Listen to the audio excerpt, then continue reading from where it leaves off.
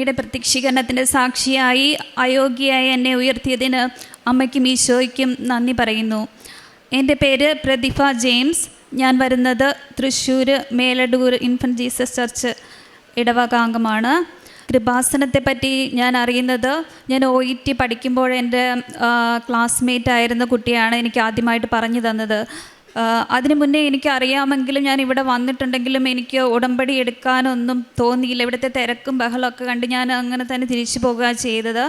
പിന്നീട് ഞാൻ OET പഠിക്കുന്ന സമയത്താണ് ആ കുട്ടികളിൽ നിന്ന് കൂടുതൽ കൃപാസനത്തെ പറ്റി അറിയുന്നതും ഉടമ്പടി എടുക്കുന്നതും എല്ലാം ആ കുട്ടി വ്യക്തമായി പറഞ്ഞു തന്നെ എനിക്ക് ഉടമ്പടി എടുക്കണമെന്നുള്ള ആഗ്രഹം വന്നത് അങ്ങനെയാണ്.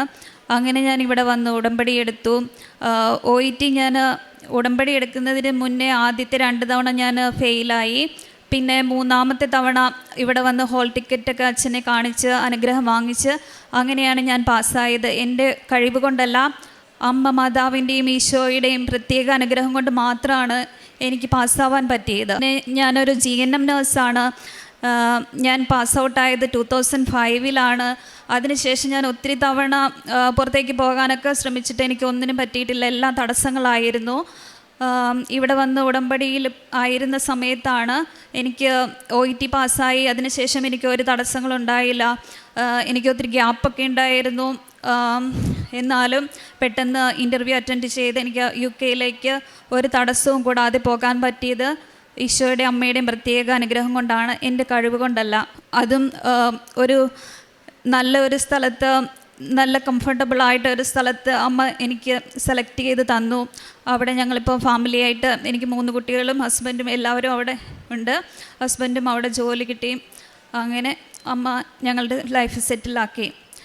അടുത്തതായിട്ട് ഒരു രോഗസൗഖ്യത്തെ പറ്റിയാണ് പറയാനുള്ളത്. എനിക്ക് സൺലൈറ്റിൻ്റെ അലർജി ഇവിടെ നിന്ന് തന്നെ ഉണ്ടായിരുന്നു. കൈയെല്ലാം ചൊറിഞ്ഞ് തടിക്കുമായിരുന്നു വെയിൽ കൊണ്ടാൽ. അവിടെ ചെന്നപ്പോൾ എനിക്ക് കണ്ണിനായി ചൊറിച്ചിൽ, വെയിലത്തിറങ്ങിക്കഴിഞ്ഞാൽ കണ്ണിന് ചൊറിച്ചിൽ. അങ്ങനെ ഞാൻ കൂളിംഗ് ഗ്ലാസ് വെക്കാതെ എനിക്ക് പുറത്തിറങ്ങാൻ പറ്റില്ല. പക്ഷേ അതെനിക്കൊരു നാണക്കേടുമായിരുന്നു. അപ്പം ഒരു തവണ ഞാനിങ്ങനെ ഉടമ്പടി ധ്യാനം കൂടുന്ന സമയത്ത് ഞാൻ ഒത്തിരി ശ്രദ്ധിക്കുന്നൊന്നുമില്ല, എന്നാലും എന്തൊക്കെ ജോലി ചെയ്യുന്നതിനിടയ്ക്ക് കേൾക്കുകയായിരുന്നു. അപ്പോഴാണ് അച്ഛൻ എൻ്റെ കാര്യം തന്നെ ഇങ്ങനെ എടുത്തു പറയുന്നു. കണ്ണിന് ചൊറിച്ചിലുള്ള ഒരു വ്യക്തിയെ അമ്മ മാതാവ് സുഖപ്പെടുത്തുന്നു, ഈശോ സുഖപ്പെടുത്തുന്നു. കൂളിംഗ് ഗ്ലാസ് വെക്കാതെ പുറത്തിറങ്ങി നടക്കാൻ വയ്യ, പക്ഷേ വെക്കാനൊട്ട് ഇഷ്ടമില്ല താനും, ആ വ്യക്തിയെ സുഖപ്പെടുത്തുന്നു എന്ന് പറയുന്നു. അങ്ങനെ ഞാനിപ്പോൾ പെട്ടെന്ന് ശ്രദ്ധിച്ചപ്പോൾ എൻ്റെ കാര്യമാണ് പറയുന്നത്. അതിനുശേഷം ഞാൻ കൂളിംഗ് ഗ്ലാസ് വെക്കാതെ എനിക്ക് ഒരു ചൊറിച്ചിലും ഉണ്ടായിട്ടില്ല. ഞാൻ വെയിൽ കൊണ്ട് നടക്കുന്നു, ഒരു കുഴപ്പവുമില്ല എനിക്ക്. അമ്മ മാതാവിനും ഈശോയ്ക്കും പ്രത്യേകം നന്ദി പറയുന്നു. പിന്നീട് UK ഡ്രൈവിംഗ് ലൈസൻസ് എനിക്ക് ഫസ്റ്റ് അറ്റംപ്റ്റിൽ തന്നെ ഈശോയും അമ്മയും എന്നെ പാസ്സാക്കി. അതൊരു വലിയ അത്ഭുതമാണ്. അവിടെ ഉള്ളവർക്കറിയാം ലൈസൻസ് കിട്ടാനായിട്ട് ഭയങ്കര ബുദ്ധിമുട്ടാണ്. ഇവിടുത്തെ പോലെയല്ല, 45 മിനിറ്റ് അവർ ഡ്രൈവ് ചെയ്ത് കാണിക്കണം. ഞാൻ പഠിക്കാൻ തുടങ്ങിയിട്ട് കുറച്ച് നാളായെങ്കിലും ഞാൻ ഇൻസ്ട്രക്ടറുടെ കൂടെ കുറച്ചേ പോയിട്ടുള്ളൂ. പിന്നെ എൻ്റെ ഹസ്ബൻഡാണ് ട്രെയിൻ ചെയ്തുകൊണ്ടിരുന്നത്. ഞങ്ങളൊക്കെ ഒരു പഴയ കാറൊക്കെ എടുത്ത് അങ്ങനെ പഠിക്കുമായിരുന്നു. പക്ഷേ പോകുന്നതിൻ്റെ തലേ ദിവസം ആ കാറ് ബ്രേക്ക് ഡൗൺ ആയിട്ട് ഞങ്ങൾക്കത് കൊണ്ടുപോകാൻ പറ്റിയില്ല. അപ്പോൾ ഒരു ഫ്രണ്ടിൻ്റെ വണ്ടിയാണ് ഞങ്ങൾക്ക് പെട്ടെന്ന് ഓർമ്മയിൽ വന്നത്. ആ വണ്ടി കണ്ടപ്പോൾ തന്നെ എനിക്ക് സന്തോഷമായി. അത് ഒരു നീല നിറം, അമ്മ മാതാവിൻ്റെ നീല അങ്കിയുടെ നിറമായിരുന്നു. അതിൽ നീല കൊന്തയും മാതാവിൻ്റെ കാശുരൂപവും ഒക്കെ ഉണ്ടായിരുന്നു. അങ്ങനെ ഞങ്ങൾ ആ വണ്ടിയും കൊണ്ട് പോയി. എനിക്ക് ഒട്ടും ഓടിക്കാനുള്ള കഴിവ് അങ്ങനെയൊന്നുമില്ല. അമ്മ കൂടെ ഉണ്ടല്ലോ, അമ്മ തന്നെ ഓടിച്ചോണം, എനിക്കൊന്നും അറിയില്ല എന്ന് പറഞ്ഞാണ് ഞാൻ ഡ്രൈവിംഗ് ടെസ്റ്റിന് പോകുന്നത്. പ്രത്യേകമായിട്ട് ഞാൻ തൈലം കൊണ്ട് കുരിശ് വരച്ചു, ഉപ്പൊക്കെ വിതറി വണ്ടിയിൽ അങ്ങനെ പ്രാർത്ഥിച്ച് പോയി. ടെസ്റ്റ് ഒരു ടെൻഷനും ഇല്ലാതെ എനിക്ക് അറ്റൻഡ് ചെയ്യാൻ പറ്റി. ഒരു മൈനർ മിസ്റ്റേക്ക് പോലും ഇല്ലായിരുന്നു എനിക്ക്. അതൊരു വലിയ അത്ഭുതമാണ്. അമ്മയ്ക്കും ഈശോയ്ക്കും പ്രത്യേകം നന്ദി പറയുന്നു. പിന്നീട് UK ഒരു വീട് വാങ്ങിക്കുക എന്നുള്ളതായിരുന്നു എൻ്റെ ആഗ്രഹം. അതിനായിട്ട് ഞങ്ങൾ കുറച്ച് വീടുകളൊക്കെ കാണുന്നുണ്ടായിരുന്നു, പക്ഷേ ഒന്നും ഇഷ്ടപ്പെട്ടില്ല. അങ്ങനെ ഞാൻ എൻ്റെ ബർത്ത്ഡേയുടെ സമയത്ത് അമ്മയോട് പ്രത്യേകം പ്രാർത്ഥിച്ചു. സാക്ഷ്യങ്ങളിൽ കേൾക്കുന്നത് പോലെ എല്ലാവർക്കും അമ്മ ഗിഫ്റ്റായി കൊടുക്കുന്നുണ്ടല്ലോ, അമ്മ എനിക്ക് ഒരു വീട് തരണമെന്ന് ഞാൻ അങ്ങനെ ആഗ്രഹിച്ചായിരുന്നു. അപ്പം ആ സമയത്ത് ഞങ്ങളൊരു വീട് വ്യൂ കിട്ടി, പോയി കണ്ടു, അത് ഇഷ്ടപ്പെട്ടു. അത്രയും നാൾ കണ്ടതിൽ നിന്നെല്ലാം വ്യത്യസ്തമായിട്ട് ഞങ്ങൾക്ക് ഒത്തിരി ഇഷ്ടപ്പെട്ടു ആ വീട്. പക്ഷേ അത് കുറച്ച് കോസ്റ്റ്ലി ആയിരുന്നു. അത് ഞങ്ങൾക്ക് അഫോർഡബിൾ ആണോ എന്നൊരു ഡൗട്ടൊക്കെ തോന്നി. അങ്ങനെ കുറച്ച് സംശയിച്ച് പ്രാർത്ഥിച്ചുകൊണ്ടിരുന്നപ്പോൾ അമ്മ നീലത്തിരിയിൽ മെഴുകുതിരി കത്തിച്ച് വെച്ച് പ്രാർത്ഥിച്ചപ്പോൾ നീലത്തിരിയിൽ അമ്മ ആ വീടിൻ്റെ നമ്പർ എനിക്ക് കാണിച്ചു തന്നു. അങ്ങനെ ഞങ്ങൾക്കത് കൺഫേം ചെയ്യാൻ പറ്റി. അപ്പോൾ ആ വീടിൻ്റെ പേപ്പർ വർക്ക് എല്ലാം ഫിനിഷായി. ഈശോയുടെ അമ്മയുടെ അനുഗ്രഹം കൊണ്ട് ഇനി ആ വീട് നമ്മൾക്ക് കൺഫേം ആയിട്ടുണ്ട്. ഈശോയ്ക്ക് മാതാവിന് പ്രത്യേകം നന്ദി. 15 വീടിൻ്റെ നമ്പർ. ഫോട്ടോ എൻ്റെ ഫോണിലുണ്ട്. ഇത്രയും അനുഗ്രഹങ്ങൾ തന്ന അമ്മ മാതാവിനും ഈശോയ്ക്കും പ്രത്യേകം നന്ദി പറയുന്നു. പിന്നെ ഒരു വചനം എനിക്ക് പറയാനുള്ളത് പ്രഭാഷകൻ 33:16 ഒടുവിലാണ് ഞാൻ ഉണർന്നത്. കാലാ പെറുക്കുന്നവനെ പോലെ ഞാൻ മുന്തിരിപ്പഴം ശേഖരിക്കുന്നവരുടെ പിന്നിലായി. എന്നാൽ കർത്താവിൻ്റെ അനുഗ്രഹ നിമിത്തം ഞാൻ മുൻപന്തിയിലെത്തി. മുന്തിരിപ്പഴം ശേഖരിക്കുന്നവരെ പോലെ ചക്ക് നിറച്ചു. ഇത് എൻ്റെ ജീവിതത്തിൽ സംഭവിച്ച പ്രത്യേകം എനിക്ക് റിലേറ്റ് ചെയ്യാൻ പറ്റുന്ന ഒരു വചനമാണ്. പിന്നെ കാരുണ്യ പ്രവർത്തികളായിട്ട് ഞാൻ ചെയ്യുന്നത്, ഞാൻ ക്യാൻസർ വാർഡിലാണ് ഞാൻ ജോലി ചെയ്യുന്നത്. എൻ്റെ പേഷ്യൻസിനെ പ്രത്യേകമായിട്ട് എൻ്റെ പേരൻസിനെ ശുശ്രൂഷിക്കുന്ന പോലെയാണ് ഞാൻ ചെയ്യുക. അതുപോലെ എൻ്റെ പേഷ്യൻസ് അല്ലെങ്കിലും എല്ലാ കോൾസും ഞാൻ പ്രത്യേകം അറ്റൻഡ് ചെയ്യാറുണ്ട്. പിന്നെ ഇവിടെ നാട്ടിൽ വരുമ്പോൾ ഡയാലിസിസ് പേഷ്യൻസിനൊക്കെ ധനസഹായം ചെയ്യാറുണ്ട്. പിന്നെ ആര് സഹായം ചോദിച്ചാലും അത് നിരസിക്കാറില്ല. പിന്നെ പ്രേക്ഷിത പ്രവർത്തനമായിട്ട് പത്രം കൊടുക്കാറുണ്ട്. അതും അവിടെ UK ഞാൻ എൻ്റെ ഹോസ്പിറ്റലിൽ കിടക്കുന്ന പേഷ്യൻസിന്, രോഗികൾക്ക് പ്രത്യേകം ഇംഗ്ലീഷ് പത്രം കൊണ്ടുപോയി അവർക്ക് കൊടുക്കാറുണ്ട്. പ്രത്യേകം ഇവിടുത്തെ അനുഗ്രഹങ്ങളെപ്പറ്റി പറഞ്ഞ്, എനിക്ക് കിട്ടിയ അനുഗ്രഹങ്ങളും പറഞ്ഞ് അവർക്ക് കൊടുക്കാറുണ്ട്. പിന്നെ എനിക്ക് ആത്മീയ ജീവിതത്തിൽ വന്ന വളർച്ചയെന്ന് പറഞ്ഞാൽ, ഞാൻ ജപമാല സ്ഥിരമായിട്ടൊന്നും ചൊല്ലില്ലായിരുന്നു. കുടുംബ പ്രാർത്ഥനയിൽ മാത്രമാണ് ജപമാല ചൊല്ലിക്കൊണ്ടിരുന്നത്. പിന്നെ ഇപ്പോൾ ഞാൻ ഫ്രീ ആയിട്ടിരിക്കുന്ന സമയത്ത് യാത്രയിലൊക്കെ ആണെങ്കിൽ അപ്പോൾ തന്നെ ജപമാല ചൊല്ലാനും, പിന്നെ അഖണ്ഡ ജപമാല എന്താണെന്ന് എനിക്കറിയില്ലായിരുന്നു. അച്ഛനിടയ്ക്ക് ഇങ്ങനെ പറയുന്നത് കേട്ട് ഞാൻ യൂട്യൂബിൽ സെർച്ച് ചെയ്ത് അത് അഖണ്ഡ ജപമാല ചൊല്ലാനായിട്ട് തുടങ്ങിയിട്ടുണ്ട്.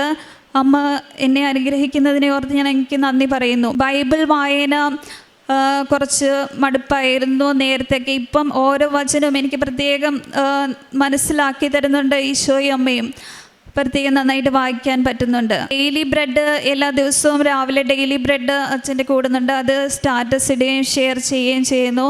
പിന്നെ സാക്ഷ്യങ്ങളും കേൾക്കാറുണ്ട്. അത് ആവശ്യമെന്ന് തോന്നുന്നു അതൊക്കെ പ്രത്യേകം ഞാൻ ഷെയർ ചെയ്ത് കൊടുക്കാറുണ്ട്.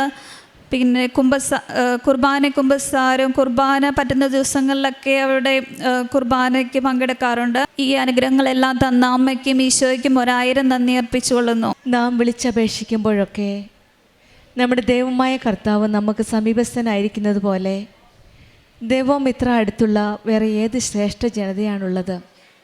നിയമാവർത്തന പുസ്തകം 4-ാം അധ്യായം 7-ാം വചനമാണ്. പഴയ നിയമത്തിൽ മോശ ജനങ്ങളോട് പറഞ്ഞത്, ഇസ്രായേൽ ജനതയുടെ ഏറ്റവും വലിയ അനുഗ്രഹം ദൈവത്തിൻ്റെ സാന്നിധ്യമാണെന്നാണ്. ഇന്നും ഉടമ്പടി മക്കളുടെ ജീവിതത്തിൽ നമ്മുടെ ഏറ്റവും വലിയ അനുഗ്രഹം ആ ദൈവ സാന്നിധ്യം തന്നെയാണ്. ഉടമ്പടിയിൽ ദൈവ സാന്നിധ്യമാണ് നമുക്ക് ഉറപ്പായിട്ടുള്ളത്. പ്രാർത്ഥിക്കുമ്പോൾ കേൾക്കുകയും പ്രതികരിക്കുകയും ചെയ്യുന്ന ഒരു ദൈവം.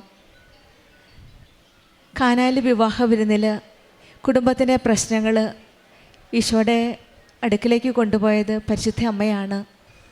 ഇന്നും നമ്മുടെ എല്ലാ പ്രശ്നങ്ങളും, പ്രത്യേകിച്ചും കുടുംബ പ്രശ്നങ്ങൾ, ജോലിയില്ലായ്മയും വീടില്ലായ്മയും കടബാധ്യതകളും രോഗാവസ്ഥയും എല്ലാം പരിശുദ്ധ അമ്മ കാണുന്നുണ്ട്. ആ അമ്മ തന്നെയാണ് ഇന്നും നമ്മുടെ എല്ലാ കാര്യങ്ങളും, എല്ലാ കുടുംബ പ്രശ്നങ്ങളും ഈശോയുടെ കരങ്ങളിലേക്ക് കൊണ്ടുപോകുന്നത്. കൃപാസനം അമ്മയുടെ സന്നിധിയിൽ വന്ന് കണ്ണീരോടെ പ്രാർത്ഥിക്കുമ്പോൾ, നാം വിളിച്ചപേക്ഷിക്കുമ്പോഴൊക്കെ നമ്മുടെ ദൈവമായ കർത്താവ് നമുക്ക് സമീപസ്ഥനാണ്. കാരണം നമ്മൾ ഉടമ്പടിയിലാണ്. ദൈവം ശ്രേഷ്ഠമായിട്ടുള്ള ഒരു ജനതയാണ് ഇന്ന് ഉടമ്പടി മക്കൾ. ആ ശ്രേഷ്ഠത മനസ്സിലാക്കി ആ സാന്നിധ്യം അടുത്തറിഞ്ഞ ഒരു വലിയ പ്രത്യക്ഷീകരണ സാക്ഷ്യമാണ് പ്രതിഭ നമ്മളോട് ഷെയർ ചെയ്തത്. ഈ മകൾ OIT പഠിച്ചുകൊണ്ടിരുന്നപ്പോൾ കൂട്ടുകാരിൽ നിന്നാണ് കൃപാസനത്തെപ്പറ്റി അറിയുകയും പിന്നീട് പരിശുദ്ധ അമ്മ ജീവനോടെ പ്രത്യക്ഷപ്പെട്ട ഈ ആലയത്തിൽ വന്ന് മരിയൻ ഉടമ്പടി എടുക്കുകയും ചെയ്തത്. OET എക്സാമിന് മുമ്പ് ബഹുമാനപ്പെട്ട ജോസഫ് അച്ഛനെ കാണുകയും ഹോൾ ടിക്കറ്റുമായി മകൾ വന്നപ്പോൾ അച്ഛനെ ബ്ലെസ് ചെയ്ത് മകളെ വിട്ടു. അതുകൊണ്ട് തന്നെയാണ് ഈശോയുടെയും അമ്മയുടെയും കൃപയാൽ OET എക്സാം പാസ്സാകാൻ സാധിച്ചത്. പിന്നീട് ഈ മകൾ സാക്ഷ്യപ്പെടുത്തുന്നത് അത് തന്നെയാണ്, ഇത് not by merit but by grace, എൻ്റെ മെറിറ്റ് കൊണ്ടല്ല ഞാൻ ഈ OET എക്സാം പാസ്സായത്, ദൈവത്തിൻ്റെ കൃപയാൽ എന്നാണ്.